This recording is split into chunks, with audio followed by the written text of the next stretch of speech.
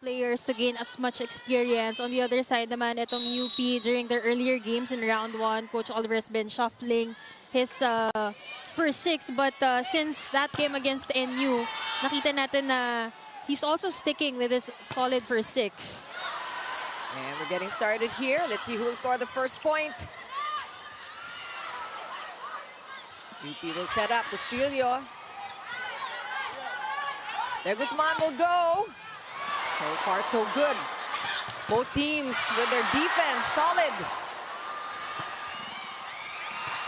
Gandang habol ni Doromal, and De Guzman will chase that one. And she will get it in. Okay, to first point pa lang, Mela. We highlighted at the top of the coverage, Mela, itong ang si Baklay, the new kid on the block, so to speak. And we see Nina Itang is suited up. She is back with the team after about 3 days being gone for personal reasons. So that's just a good sign of the kind of defense we're gonna witness today. Back set there, and the lefty, Tsunashima, shows her wares, and she will score point number 6 for Ateneo. Let's talk about Tax Fujimoto. It's really, you know, picked up her game and has activated more attackers in their previous outings. So we talk about such huge numbers for UP. At 1 point, she had 24 points. I believe that was against UP. So earlier this season, it was Nina Itang who's been leading the team. She was surpassed by Bustillo. And just the exchange of points here. And Ateneo now with a 2-point lead ng UP against the formidable NU. They took them to 4 sets. Yung isang set pa nga, nag-32-30. So maganda rin yung dala ng UP also after having won their first game at the end of the... Itong si Geezel just scored the point of a runner, and it seems like he carried over that momentum as well. Oh, that's a big one. But good defense we're seeing also on the side of UP. But that point will be won by Ateneo, and they get to 8 points first. It was the sequence of events. Nauna yung error. Pero eto, service ace. First one we're seeing today. Supporting their alma mater.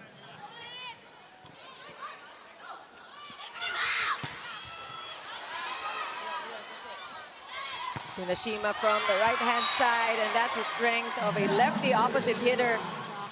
But today, very much engaged at yung pagbawi andyan talaga. Bustillo's blocked there. Joust won by UP. Another chance here for De Guzman to go up. Magsumbol. Difficult time there. Balik sa Ateneo ang bola. Pinagapang na naman ni Tsunashima. You know, she doesn't clear. Nandun kasi yung blockers, but she manages to score. Nagsisimula pa lang yung round 1. It was mostly Nina Itang who's been doing the scoring duties for the team. But with Itang's number 13 also tied with Tsunashima as number 13 in our best scorer list. Bustillo going. We're talking about her. She had 17 the last game. Having a little bit of a hard time. She's marked, so we go over to Bok there. Who will score? See more Ateneo legends, Carla Bello, Jem Ferrer, Zier Vasho, of course, also part of our panel. Pero today, as a fan sila ni Zier Vasho. Look at that, scoring another point off the block. And I think it did something also to the Ateneo community, lalo pang nabuhayan since that last performance against UST. First point, and if you're a UP fan, ito yung magbibigay din ng hope sa'yo. We all know how capable Nina Itang is, especially with attacking, and the efficiency of the attackers right now from the Blue Eagles is really so high against UP. Oh, and another free ball here, another chance for Ateneo to score, and it's Tsunashima. Dug there, good try. We have to remember na in the round 1 meeting, it was UP with a 2-set advantage, and it was a come-from-behind win by Ateneo. So, alam mo na kahit ganitong kalaki yung lead, hindi ka pwedeng kumurap. But speaking of hindi kumukurap, Doromal on that coverage. Just always ready to back up her spikers. Here's a chance for Ateneo to put an end to this first set. Will they do it? It's Tsunashima finishing things off here for the Lady Eagles. 25-14 for the girls in blue. despite the very even start. It was match na match sila sa simula. The bench, no, and encourage them mag-cheer because their body language couldn't be affected in this game. As we see, AC Minor continues to dominate in the front line again. Talaga na very capable to lead the team. But now she's gonna need more help because when it comes to help, yan naman ang na-develop nitong Ateneo. So we see Tsunashima with her 8-point already. About highlighting her because she, after her 21-point outing against UST, she is really on fire today. Oh, that's really, Capistrano had no choice but to go for that one because it was deep, but it was in. Masyadong magigil na pumuntos. But right now, the girls are far from disheartened. And after that set, veteran Nika Celis immediately uplifted the girls. Maganda rin na na-improve ng Ateneo today is their serving game dahil against UST, nagkaroon lang sila ng 3 service aces, and in this game, they already have 4. Anytime and anywhere in the world, back to the panel. Thanks so much, Rocio. It's so interesting to be able to sit in those mga film viewing sessions. So I'm sure you were doing that. Kahit nung panahon mo, it's something that is... Here in the venue, you see the other teams, kahit wala silang games, meron silang mga cameras placed in different angles, apart from the, this coverage. Yeah. So they really take time to scout these days. So that's part of the growth of volleyball, and it's been strategized in their game. Meantime, that spike of the set brought to you by Duncan Pasalubong ng Bayan. Great down the line there. And UP now getting the ball In back. production, pumupuntos naman itong mga players of UP who's on the floor right now. It's just a matter of efficiency as well. Because Tax Fujimoto also doing a good setting job today. Just look at that, setting up different players. That's why players like AC Minor are left with delayed blockers, a non-factor for them so far since the game started. So they need to find another advantage in other skill departments like attacks. Morales will go up. Buena there with a good defense. And here's a chance again for UP. And that's a good idea for Magsumbol. That one, tingnan mo yung pasok niya. And no one marked Magsumbol. Even Sulit hindi nakatalo on that 1-2 play. And also well, that's a tough first ball. A little close to the net, and Itang did not waste the opportunity for the put away. not a lot of players are like that. May iba na mahihirap din turuan because they have been used to certain ways of playing. But just look at Ateneo, so light. Everything. After that coach area timeout, 3 points already produced by Ateneo.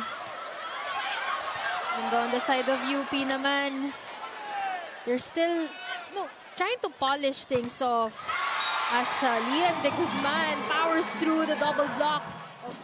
Ateneo still in the lead here. And that one is good. Pasha, who is just coming in for Ateneo in the second set. Bustrillo stopped there. Another chance here for Tsunashima, and she does it again. You know, when you're going up against Tsunashima, Buena, and de Guzman, Coach Oliver continues to give instructions to Magsumbol here on the bench. And that one's going to be a point again for Tsunashima. Now just tipping the ball over.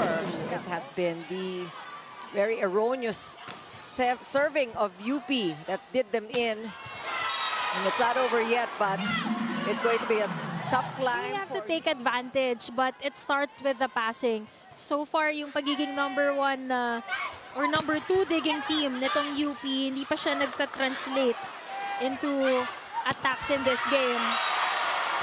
And Tsunashima, she is just fearless. No, yung pagiging setter, isa talaga yan sa pinakamahirap na position. Akala mo, magbibigay ka lang ng bola, but also you have to learn how to adjust based on the defense. And 21 points ba naman, hindi ka pa maging confident.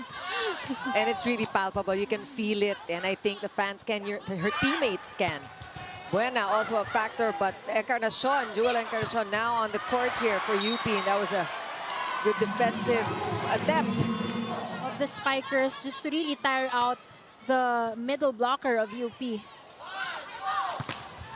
And that one gets through the two-man block. So these points coming in spurts for UP to contribute to the blocking already that we're seeing. So we got Itang and Baklay now, both on the court.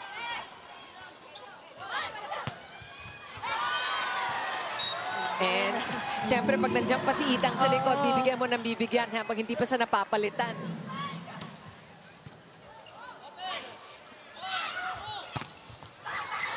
Oh, good try.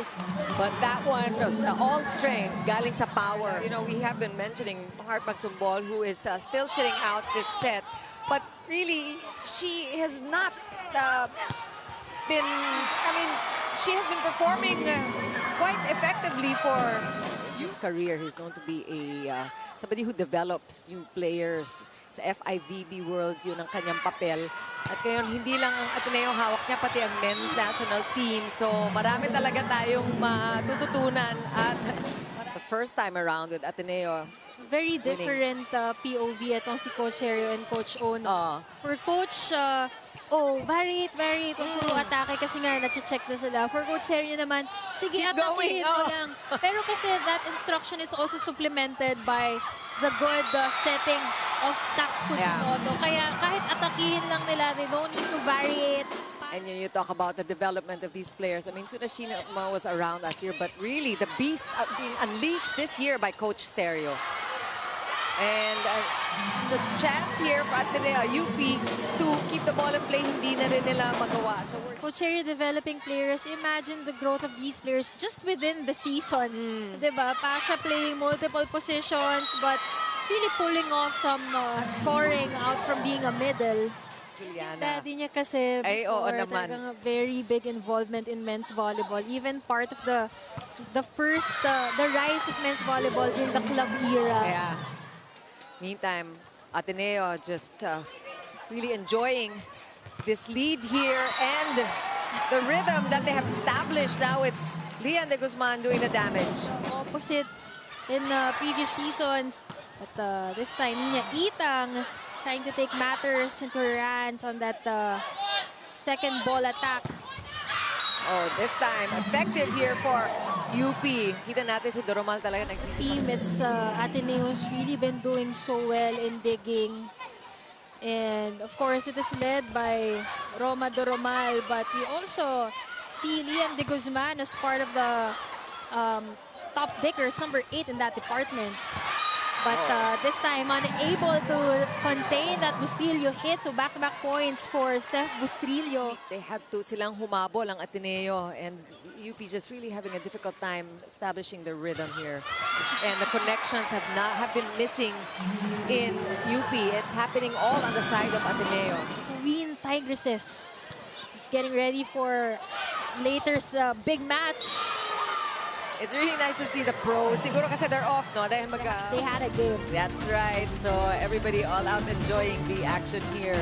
And I hope you are doing the same at home. Make sure you stick around for our main game between NU and UST. Alam mo, pinakita lang si Cici Rondina. Ganda na naging atake doon ni Gold.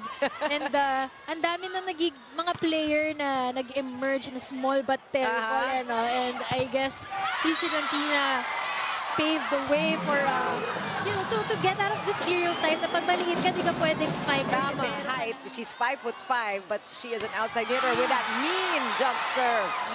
Getting the cheers from her ate and her friends. Naririnig natin dito sa likod. De Guzman going cross court. Good cover there by Capistrano. Free ball. Ateneo will get a chance. Ball still good. Bustillo, dog by Nisperos. That one does not stay She was inside. Possession dahil Ateneo came all out to support. They have more fans in attendance in this game. And Selga is gonna score up her first point. And look at the Ateneo crowd celebrating, getting this serve for the match. Is it going to be an ace? 2 points for Selga, service ace, and a win. I mean, she can go home saying, I won the game for my team. Look at the way they celebrated that service ace.